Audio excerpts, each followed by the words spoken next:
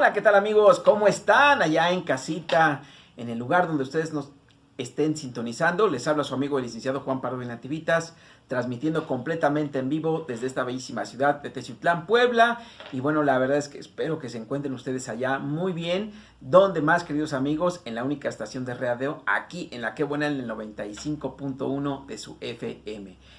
Y ya es jueves.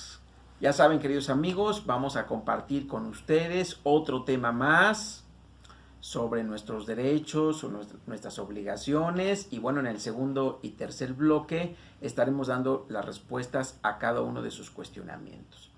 El día de hoy, queridos amigos, quiero platicarles pues cuál ha sido una de las evoluciones más importantes que ha tenido nuestro derecho en esta materia del derecho penal, que desgraciadamente todavía mucha gente no lo sabe y nos está costando trabajo, incluso a las autoridades, a los jueces, como que todavía no aceptan, como que todavía no se dan cuenta que la víctima, que los ofendidos, que la parte agraviada también tiene muchos derechos, igual que los imputados, acusados o aquellas personas a las que se les pretende llevar a un juicio por un hecho con apariencia de delito.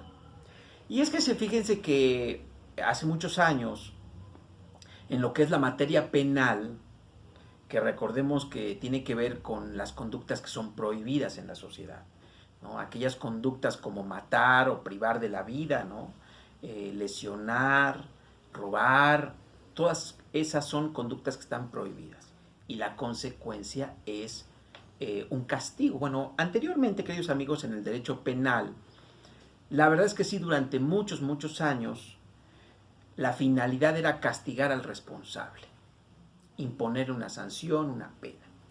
Y se había dejado de lado, se había olvidado a la víctima, se había olvidado al ofendido, cómo reparar el daño a esa persona, cómo protegerla.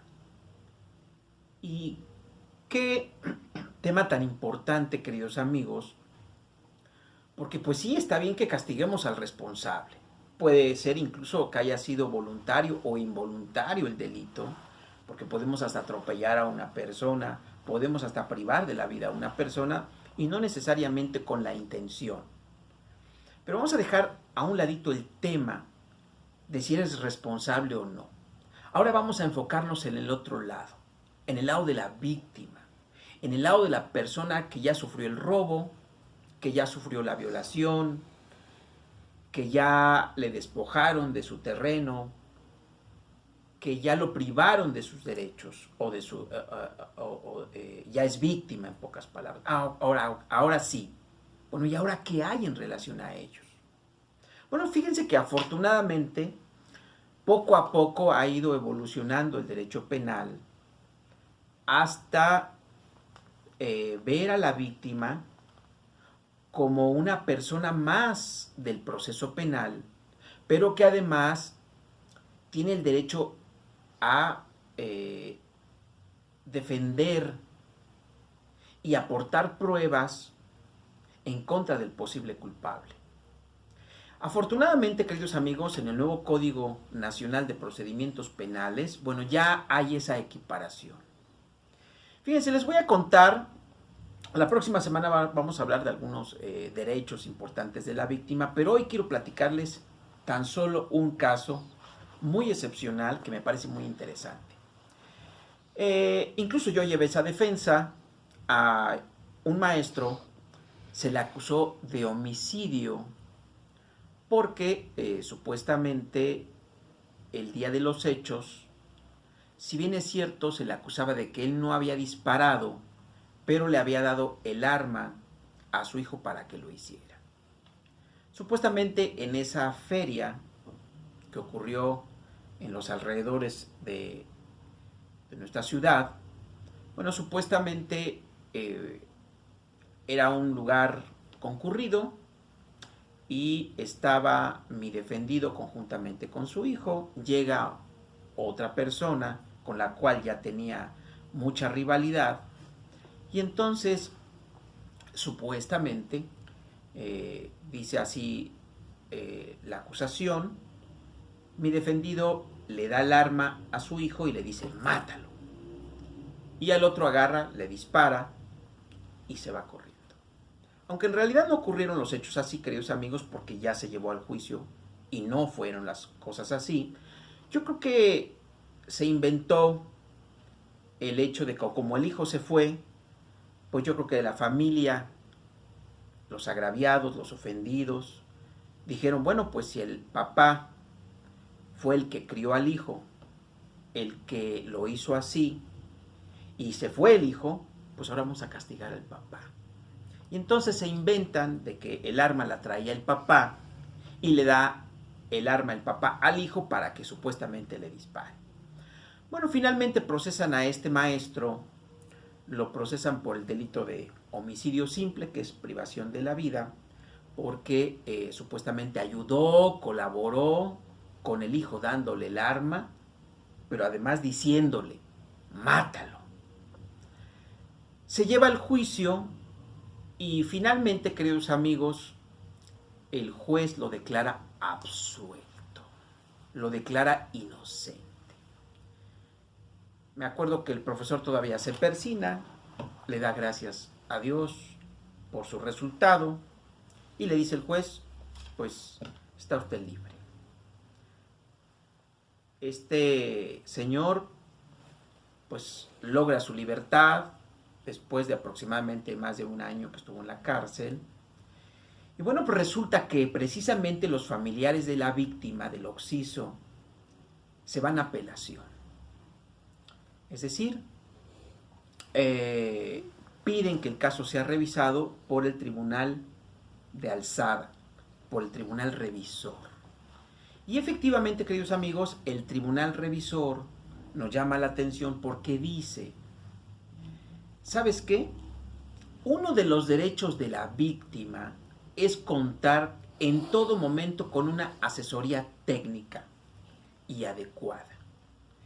Lamentablemente, la persona abogada que fungió como asesora no hizo bien su trabajo.